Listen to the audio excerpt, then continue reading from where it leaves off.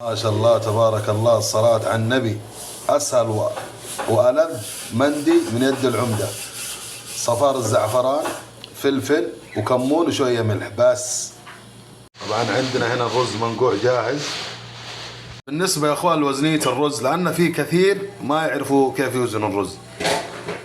الرز يعني مثلا الموية يكون 2 سنتي كذا، الرز في القدر 2 سنتي يكون مثلا، يعني الموية تقريبا هنا.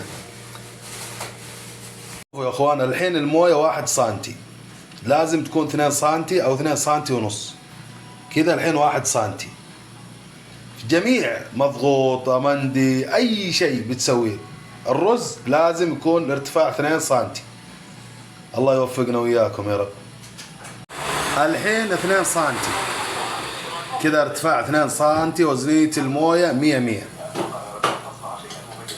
طبعا الحين بعد ما وزن الموية نحط الحرنكشات اللي هو الزيت والزبيب والليمون والفلفل والبهارات.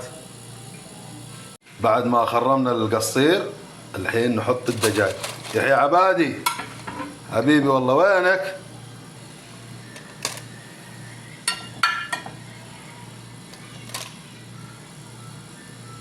ما شاء الله تبارك الله، صلاة على النبي. اللهم أدمها نعمة احفظها من الزوال يا رب العالمين. والحين بعد ما حطينا القدر الثاني قليلا من الماء، هوبا. طبعا الحين بنقفل عليه وبنخليه نار فوق الوسط بشوي لمدة 25 دقيقة، وإن شاء الله بإذن الله نوريكم الشكل النهائي.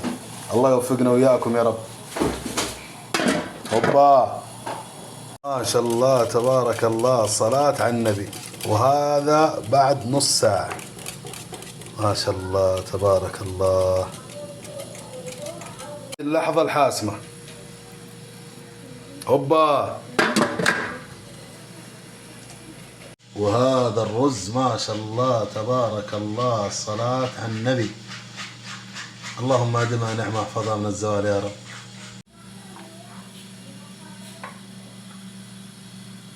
وهذا الشكل النهائي، ما شاء الله تبارك الله، صلاة على النبي.